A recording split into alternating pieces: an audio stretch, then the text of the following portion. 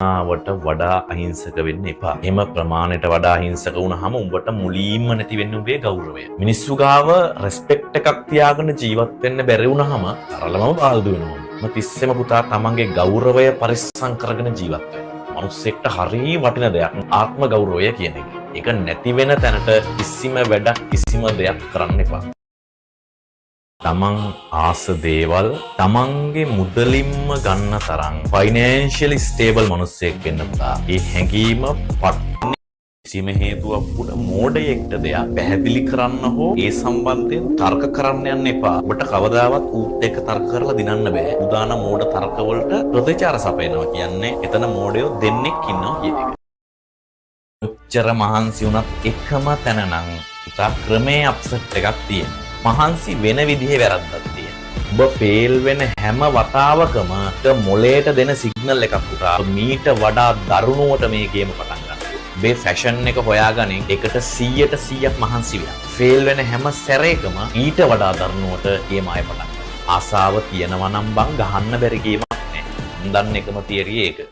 ඔයා එළියෙන් බලන කිසිම මිනිහෙක්ට අපේ ඇතුලේ තියෙන තුවාලේ වේදනාව තේරෙන්නේ නැහැ. නියම මිනිහෙක් නම් ඒ ඇතුලේ වේදනාවත් එක්ක තමයි නැගිටින්න ඕනේ. මේ මොහොතේ මේ දැනෙන වේදනාව කාගෙන ආගේ වැඩේ කරලා දිනලා ඉවර කරන්න. අද ඔයාට ගල් ගහන මිනිස්සු හෙට ඔයාට මල් අරගෙන එනවා. අද එපා කියන මිනිස්සු හෙට එනවා පුතා. හයිය මිනිස්සු හැදෙන්නේ වේදනාවල් විඳලා තමයි. ඔයා මේක අතහැරගෙන යන්න හදනවා නම් ඔයා ඉන්නේ ඇත්ත ලෝකෙ. ඔයාලා අහලා තියෙනවද කරවැලා කියලා සර්පේ? ලංකාවේ විෂම සර්පය තමයි කරවැලා කියලා කියන්නේ. ඌ එහෙම දඟලන කරන දුවන පයින් වේගෙන් යන සර්පයෙක් නෙමෙයි. හරි සයිලන්ට් හරි කාම් දඟලන්නේ සර්පයා ඉතා පොඩි. හැබැයි ඌ තමා ලංකාවේ විෂම සර්පයා. මම වැරදි නම් නිවැරදි කරන්න ඕනේ. ඔය සර්පයෙක් ඉන්නවා කටකලුවා කියලා. දඟලනවා, ෂෝ දෙනවා, උගේ ඇඟෙන් භාගයක් විතර උස්සනවා, හපන්න පනිනවා, දෂ්ට කරන්න පනිනවා. හැබැයි ඌ නිර්විසයි. ඌ කෑවොත් තුවාල වෙනවා විතරයි. ඒක ප්‍රශ්නයක් නෑ. ඌ එහෙම නෙමෙයි. ඌ කෑවොත් එහෙම මරණයක් පවා සිද්ධ වෙන්න පුළුවන්. ඒ තරම් විසයි. ඔය දන්නේ උගේ විෂ කාණ්ඩය මොකද්ද කියන මගේ සබ්ජෙක්ට් එක නෙමෙයි හින්දා ඒක. කියන්නේ මොකද්ද ඒක? වැඩ දන්න මිනිහා ෂෝ දාන්නේ නැහැ. වැඩේ කරා පැත්තකට. කවුරු හරි සතෙක් කියලා දැනිච්ච ගමන් ආයෙ හුරතල් කරන්න යන්න එපා. සතෙක් කියලා දැනිච්ච ගමන් ආයෙ හුරතල් කරන්න යන්න එපා. කිලිම අතාරින්න. සත්තුන්ට සත්තු විදියට ඉන්න දෙන්න ඕනේ. මිනිස්සු ළඟට ගන්නෑ. ඒ නිසා ඔයාගේ මනුස්සකමට ගැලපෙන මිනිස්සු ආශ්‍රය කරන්න. සත්තු ආශ්‍රය කරන්න එපා. මිනිස්සු උඹ ගැන තන විදිහ තේරුම් ගන්න ඕනේ. යාළගේ ලස්සන වචන වලින් නෙමෙයි. යාළා හැසිරෙන විදිහ. ඔයාට තියෙන ගෞරවය, ආදරය, සෙනෙහස තේරුම් ගන්න නම් මේ මිනිස්සුන්ගේ හැසිරීම නිරීක්ෂණය කරා. ඔයාව ප්‍රතික්ෂේප කරන කිසිම මොහොතකදී නැවත වැඳ වැටීමක් ආයාචනයක් කිසිම හේතුවක් කරන්න යන්න එපා. උසෙන් නෙවෙයි. ඔය ක්‍රියාකලාපේ. ඔය ක්‍රියාකලාපේ ඔය කරන කියන දේවල් වලින්. අද පිරිමෙක් වෙන්න. එහෙම පිරිමි ඕනේ අතන. දැන් කියන නෑ එහෙම වෙන්න හොඳ නෑ පිරිමුණාම මෙහෙම ඉන්න ඕනි. එහෙම වැදගෙන ඉන්න ඕනේ නෑ පිරිමි. ඒ වුණා ගෙලින් ඉන්න ඕන දෙයකට කතා කරන්න පුළුවන් පෞරුෂත්වයක් තියෙන එකෙක් වෙන්නවද පිරිමෙක් කියන්නේ. පිරිමෙක් කියන්නේ පිරිමෙක් වෙන්න. කොල්ලෙක් කියන්නේ කොල්ලෙක් වෙන්න.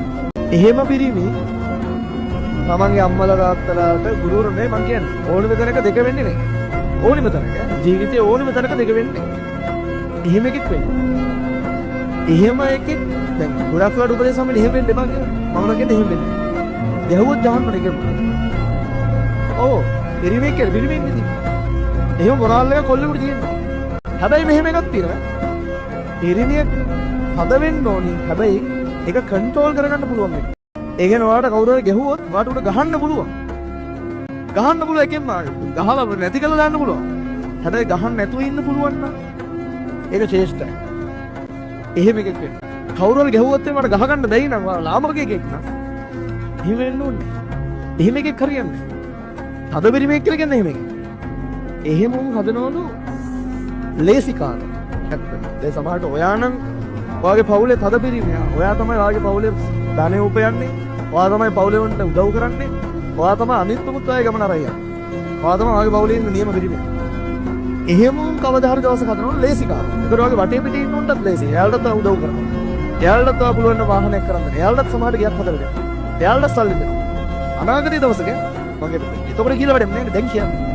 එහෙම එකෙක් වෙන්න. එතකොට ඔයාගේ ළමෙක් ඉන්න කවදාද දවසක ඌට හම්බෙන ලේසි කාලේ. ඌට වාහන ගන්න ඕනේ, ඌට කැමති වාහනේ එළියට යන්න. ඌට කැමති ගෙදර ඉන්න ඕනේ. ඌට කැමති විදිහට වියදම් කරන්න. ඒ කියන්නේ ඌට හම්බෙන්නේ ලේසි කාලය. ඒ ලේසි කාලය හදනවලු ලාමක පිරිමි. ඔයාට ඔය තියෙන ජීවිතයේ තියෙන අත්දැකීම් ඌට නැහැනේ. කණ්ඩ නැතුව ඉඳලා රෑ වෙනකම් පන්සල ඉඳලා කට්ට කාලේ ඉගෙනගත් ඒ මහන්සිය ඌට ඉන්නේ. ඌට දෙන්න බයිත්තර සප. කවදාද දවසක නාගුතේ දවසක මෙහෙම වෙනවනේ. ඌට ලේසි කාලයක් හදෙන්න ඌ ලාමක පිරිමෙක් වෙන එක තමයි. එහෙම නොවනේම ඉන්න බෑ. ඌට තද කාලයක් ඉන්නේ නැහැ කොහොමත්. ඔයා ලේසි කාලයක් ඌට දෙනවනේ. ඒතර හැදෙන්නේ ලාමක පිරිමෙක්. ඌ හදනවා තද කාලයක්. කවදාද දවසක ඌ ඔයා එක්ක උපයගත්ත ධනෙ ටික වියදම් කරලා උගේ දරුවන්ට සිද්ධ වෙනවා. ඔයාට වගේ කවදාද දවසක. හරි මහන්සි ඔයා දුප්පත් නම් අම්මා තාත්තට හරියට ආදායම් මාර්ගයක් නැත්තම් ඔයා ඉගෙන ගන්න ඕනේ මයි. පවුලකට දාන්න බෑ. හරි? ඔයා මධ්‍යම පාන්තිකයි නම් අම්මයි තාත්තයි ඉන්න කලවට ඉන්න ගන්නට ඉන්න පුළුවන් වෙයි. එතනින් එහාට තනියෙන් ඉන්න නම් ඔයා ඉගෙන ගන්න ඕනේ මයි. හරිද?